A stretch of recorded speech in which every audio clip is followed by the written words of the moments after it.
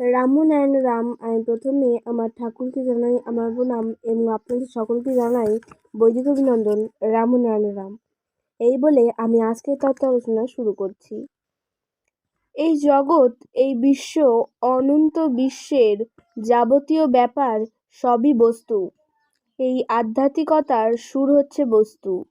আধ্যাত্মিকতার সুর এই বিশ্বের বস্তু ছাড়া নয়। ধর্ম, সিদ্ধি, মুক্তি, নির্বাণ সবই আমাদের ভেতর ভরপুর হয়ে আছে। আমাদের ভেতর নেই বলতে পারবো না। আমরা এই অনন্ত বিশ্বের অণু পরমাণু হয়ে একই চক্রে এই ঘূর্ণিপাকে রূপান্তরিত হয়ে আবহমান কাল হতে একই অবস্থায় রয়ে গেছি। এই দেহযন্ত্র বিরাট যন্ত্র, একেই বাজিয়ে তুলতে হবে। আমাদের বুঝতে হবে আজ পর্যন্ত যত ধর্ম, পূজা, পার্বণ সবই নিজেকে জানবার জন্য, ভগবানকে খুশি করবার জন্য নয়।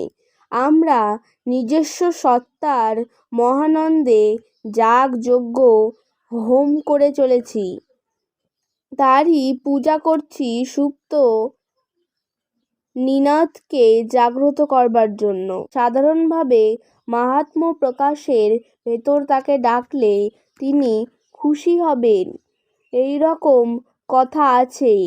কিন্তু খুঁজে দেখলে নিজের সত্তাকে, নিজের অহর্নিত সুরকে জাগরিত করবার জন্যই সাধনা। ভগবান সন্তুষ্ট হবেন এই ভাব আজও আমাদের মধ্যে রয়েছে। কে খুশি হবেন? ভগবান কোথায়? ভগবানের ভগবৎ সত্তা তোমার ভেতরেই। সুতরাং তুমি নিজের সত্তায় নিজের সুরে খোঁজো। এটাই আদি। তাই পূজা পার্বণের ব্যবস্থা। আলাদা রূপের মাঝে ভগবান বিরাজ করেন না। ভগবান চক্ষু বুজলে এসে কথা বলবেন, এতে ভগবানকে ছোটই করা হয়। আমরাই ভগবানের ভগবত্তা হয়ে সেই ভগবানের বীজ হয়ে রয়েছি। যেখানে বীজ সেখানেই আবার গাছ, ফুল, ফল। তাই সেই গাছ, ফুল, ফল হয়েই আমরা রয়েছি। এই জীবলোক তার বীজ হয়ে আছে। আমরা ভগবানকে পাব না আমরাই ভগবান হয়ে যাব, সেটাই ভাববার বিষয়। একটি জিভা বুঝিয়ে দেয় বহু রকমের স্বাদ, মিষ্টি, তেতো, ঝাল, কত কি। তোমার ভেতর এমন একটা যন্ত্র আছে যা সমস্ত স্বাদ বুঝিয়ে দেয়। তোমার এমন একটা চোখ আছে যা সমস্ত কিছু দেখিয়ে দেয়। এমন একটা শ্রবণ ইন্দ্রিয় আছে যা সমস্ত কিছু শুনিয়ে দেয়। এই যে বুঝ, এই যে জ্ঞান, এই যে ইন্দ্রিয়গুলো যা পূর্ণ আকারে আছে আবার বীজ হয়ে আছে। এই বীজ যখন ফুটবার অবকাশ পাবে, মনের সঞ্চালনে যখন ফুটতে থাকবে, তখন দেখবে তুমি ও এই বস্তু যে একই সত্তা, সেটা বুঝতে কোনো অসুবিধা হচ্ছে না। সুতরাং এই যে ব্যবস্থা, পূজা ইত্যাদি, তাতে আমরা অনেক দূর সরে রয়েছি। দেহের দিক দিয়ে, বাস্তবতার দিক দিয়ে পিছিয়ে গেছি। এই সব প্রচলিত প্রথায় কাজ করলেই হয় না। কাজের পেছনে চাই তার সত্য রূপকে জানা। কেন এইসব করা হচ্ছে, কেন এইসব বিধি ব্যবস্থা, তার যুক্তিসঙ্গত, বিজ্ঞানসম্মত যে অর্থ রয়েছে সেটা আগে জানা দরকার। না জেনে পাথরের সামনে হাই হুতাশ করলে পাথর সাড়া দেবে না। নিজের ভেতরকার জিনিস না জানা পর্যন্ত পাথর সাড়া দেবে না। আমাদের জানতে হবে কেন এইসব বিধি ব্যবস্থা। আজ বেশিরভাগ লোকই দর্শন হতে বঞ্চিত।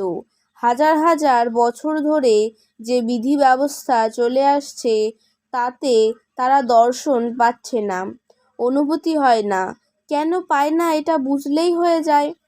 চিৎকার করে কাঁদলেই যদি হয়ে যেত, কান্নাকাটি করে মাথা খুঁড়ে নমস্কার করে বেড়ালেই যদি ভগবান আসতো, একজন শোকাচ্ছন্ন ব্যক্তি যে চিৎকার করে কাঁদে, ভীষণ দুরবস্থায় পড়ে যখন ভগবানকে ডাকতে থাকে, তখন তাদের অত একাগ্রতা থাকা সত্ত্বেও তো ভগবান আসে না। পুত্রের মৃত্যুতে মা বাবা কাঁদতে কাঁদতে চক্ষু অন্ধ করে ফেলেছে, পাগল হয়ে যাচ্ছে। কান্না চিৎকার করার ইচ্ছা, একাগ্রতা কোনোটারই সেখানে অভাব নেই। কিন্তু কই, তার কান্নার রোলে কেউ তো বোল দেয় না, ভূত প্রেত এসে তো দেখা দেয় না, পুত্র তো এসে দেখা দেয় না, মা বাবার একাগ্রতায় তাদের সাথে এসে তো কথা বলে না। একাগ্রতার নিয়ম হলো, যার জন্য কাঁদছো তাকে প্রত্যক্ষ করা যাবে। একাগ্রতার সাথে যাকে চিন্তা করবে সে আসবে। একজন বলেছিল প্ল্যান চার্টের ব্যাপারটা কী রকম। কোনো বিষয়ে পট করে কিছু বলতে চাই না, তোমরা বুঝে নাও। প্ল্যান চার্টে ঠাকুর আনা হয়, অনেকে আসেন, তাতে কি করা হয়? এক জায়গায় অনেকে বসেন, তারপর একজনের চিন্তা সকলে মিলে করছেন। তিনি আসবেন, একজনের হাত কাঁপতে থাকলো, তিনি এসে পড়েছেন। জিজ্ঞাসা করা হলো, আপনি কোথা থেকে এসেছেন? লিথল সপ্ত। তা থেকে বুঝে নিল সপ্তলোক থেকে এসেছেন। তখন বলা হলো, বন্ধুদেবকে পাঠিয়ে দিন। এতটুকু চিন্তায় যদি এই ফল হয়, তবে শোকাচ্ছন্ন মা বাবার চিন্তায় কি ফল হতে পারে ভেবে দেখো। তাহলে ভূতের উপদ্রবে কেউ বাঁচতে পারতো না। মৃত মা বাবা পুত্র সবাই সেই কান্নাকাটিতে সামনে এসে লাফালাফি শুরু করে দিত। এত তাড়াতাড়ি এসে গেল, সাংঘাতিক কথা। এই সব দিয়ে ভগবানের বিষয়বস্তুকে